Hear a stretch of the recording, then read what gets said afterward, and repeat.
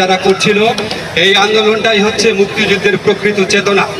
কারণ আমাদের ৭২ সালের সংবিধান আমাদের মুক্তিযুদ্ধের সবচেয়ে বড় চেতনার মধ্যে একটা ছিল হচ্ছে অসাম্য, বৈষম্যহীনতা, equality of opportunity, non discrimination.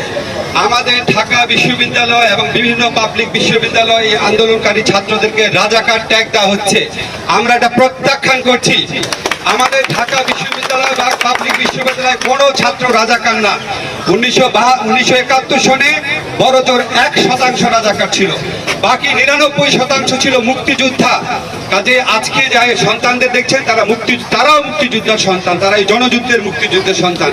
তাদেরকে রাজাকার ট্যাগ দেওয়া বন্ধ করেন, রাজাকার ট্যাগ দেওয়ার রাজনীতি সরকার বন্ধ করেন।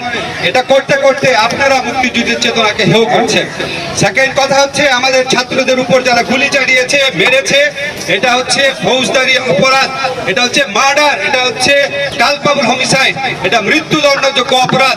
অবশ্যই এই অপরাধে বিচার করতে হবে এবং এই অপরাধে সরকারের যেসব মন্ত্রী, আওয়ামী লীগের যেসব নেতা প্রকাশ্যে ছাত্রলীগকে এই আন্দোলন দমন করার নির্দেশ দিয়েছেন, তারা এই অপরাধের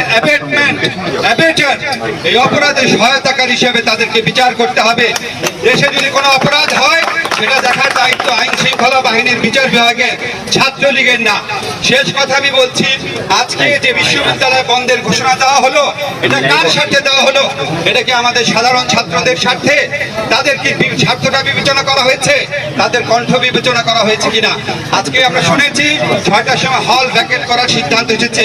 আমরা স্পষ্ট ভাষায় বলতে চাই, হল ছাত্ররা ভ্যাকেট করুক আর না করুক এটা তাদের সিদ্ধান্ত।